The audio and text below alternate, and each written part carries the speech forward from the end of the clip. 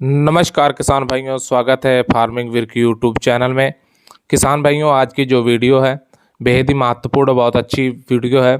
इस वीडियो में जानकारी देंगे गेहूं की फसल को पहली सिंचाई हमें कब करनी चाहिए और पहली सिंचाई के समय किन किन उर्वरकों यानी खादों का प्रयोग करना चाहिए, कब और कैसे करना चाहिए, गेहूँ में कितनी सिंचाइयाँ करनी पड़ती हैं, पूरी जानकारी आपको इस वीडियो में देंगे। अगर आप हमारे चैनल पर पहली बार आए हैं तो चैनल को सब्सक्राइब करके पास वाली घंटी दबा लीजिए। तो बढ़ते वीडियो की तरफ तो बात करते हैं पहली सिंचाई की और किन किन उर्वरकों का प्रयोग करना है। किसान भाइयों, अगर गेहूं की खेती की बात करें तो गेहूं की खेती में सिंचाई एक महत्वपूर्ण है क्योंकि इससे क्या आता है, रोग नियंत्रण भी होते हैं सिंचाई करने से। बहुत सी जगह पे पानी की कमी होती तो वहाँ पे ज़्यादा सिंचाइयाँ करनी पड़ती हैं। अन्यथा अगर गेहूं की खेती कर रहे हैं तो 3 से 4 ही सिंचाई देने की ज़रूरत पड़ती है, ज़्यादा सिंचाइयाँ करने की ज़रूरत गेहूं को नहीं पड़ती है। जहाँ पे पानी की कमी होती तो वहाँ पर 1-2 सिंचाइयाँ बढ़ जाती हैं। वैसे 3 से 4 सिंचाई आपको सिर्फ गेहूं की खेती में करनी पड़ती है। पहली सिंचाई की अगर बात करें तो किसान भाइयों, आपको 30 से 35 दिनों बाद पहली सिंचाई अपने खेत में कर देनी है। 30 से 35 दिन बाद आप अगर पहली सिंचाई करते हैं तो ये बहुत ही अच्छी समय होता है, इस समय आप कर सकते हैं।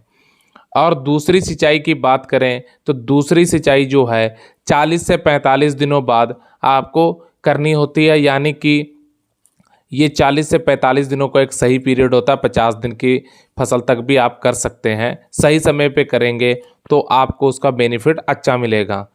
तीसरी सिंचाई की बात करें तो तीसरी सिंचाई है जो गेहूं में पूरी तरह से बाली कल्ले निकलने के बाद जिस समय दाना बन रहा होता है उस समय आपको पानी देने की ज़रूरत होती है। तीसरी सिंचाई से होता क्या है, इस समय अगर आप पानी देते हैं तो दाने बड़े तथा वजन होते हैं और दूसरे पानी के बाद तीसरा पानी बहुत ही ज़रूरी होता है। तीसरी सिंचाई करनी बहुत ज़रूरी होती है।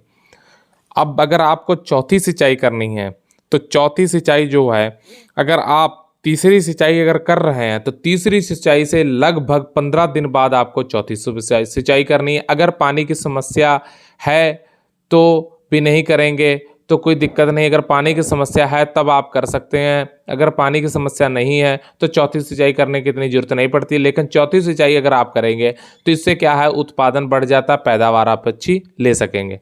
अब बात करें उर्वरकों का कि आपको उर्वरकों की क्या करना है, तो अगर आप पहली सिंचाई कर रहे हैं तो आप इस समय पे नाइट्रोजन, फास्फोरस एवं पोटास की मात्रा दे सकते हैं अपनी गेहूं की फसल में।